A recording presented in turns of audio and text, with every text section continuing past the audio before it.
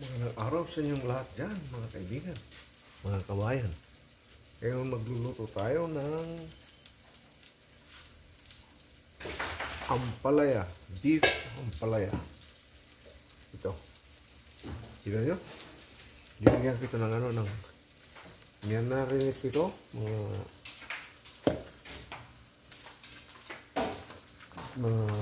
1 hour.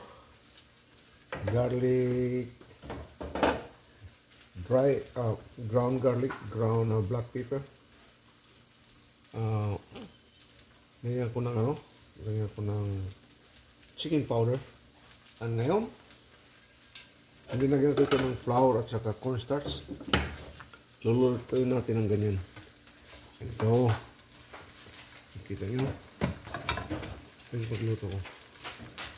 Okay. Tapos, maluto na, lalagyan natin dito.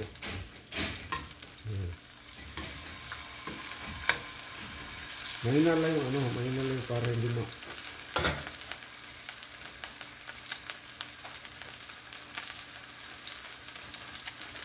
Pambahay lang, isa-isa lang. Pero kung may restaurant kayo, hindi pwedeng ganito kailangan pabilisan. Ito kaya dito muna tayo.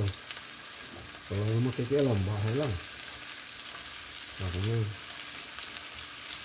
Ang yun ito yung tawag guys na pan fry natin ito. Hindi ito ipiprito na yung ilulunod yung sa mantika, oil. Hindi, lang, konti lang oil kaya pan fry lang ito para hindi masyado oily. Okay guys, ganito lang nakikita nyo. Maraming salamat pala yung mga subscribers ko dyan, mga bagong subscribers ko dyan. Shout out sa inyong lahat, maraming salamat. Yung mga pagsusubaybay nyo ng mga pagluluto ko. Minsan, isang linggo na ako nakakano kayo. Alam mo naman yung pamilyadong mga medyo busy. Ganito lang guys Ganito lang.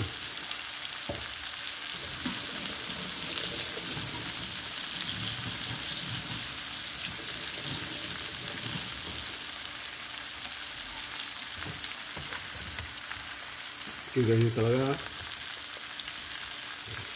Ganito guys. Ano mo? Kakamutan natin kunti. Igigisa natin mamaya. Magigisa tayo. Lagyan natin ng onion. Igisa natin onion, garlic. Ganyan. Tapos ilagyan natin lagyan muna natin ito. At tapos pinakahuli na yung ampalaya. Bitter melon. Okay? Tawag na beef bitter melon. Salted beef bitter melon. Ginisang laman ng baka na may bunga ng ampalaya. Bunga?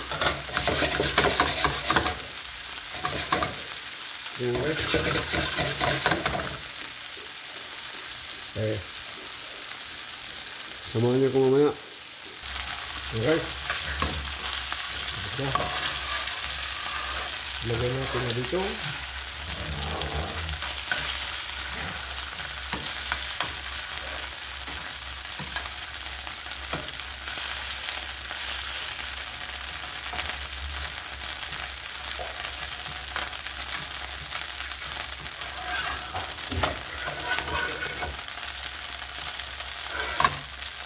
Okay.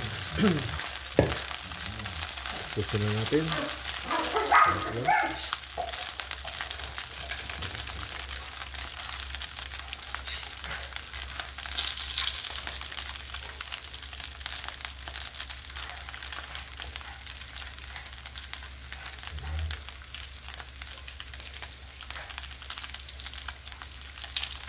Ganito lang. Isa-isa lang natin para hindi mo.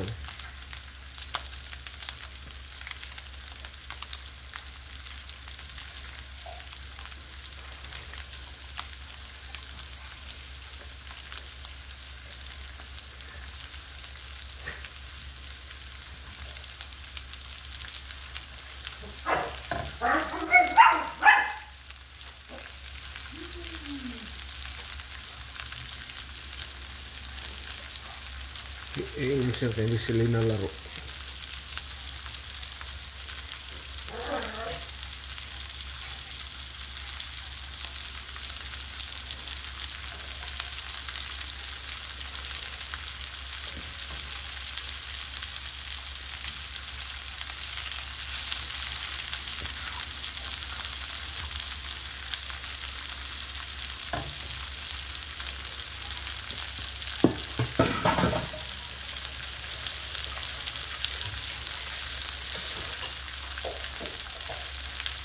Nalagay ito guys, nakalagyan natin ng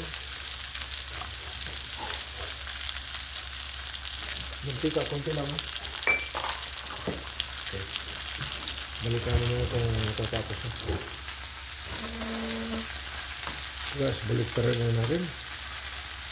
Ayan na. Dandahan lang.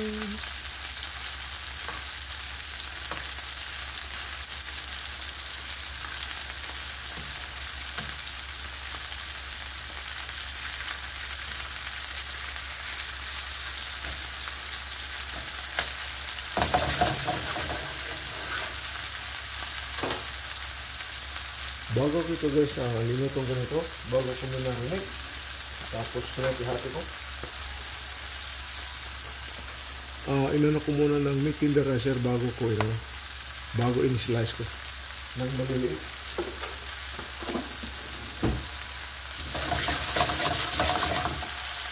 Okay, balikan mo na. Okay, ito na, dito na. At saka yung ginamit natin frying pan, itong lulutuin natin rin mamaya. This one I'm gonna use for cooking. The flavor is still there. Okay, balik na mamaya.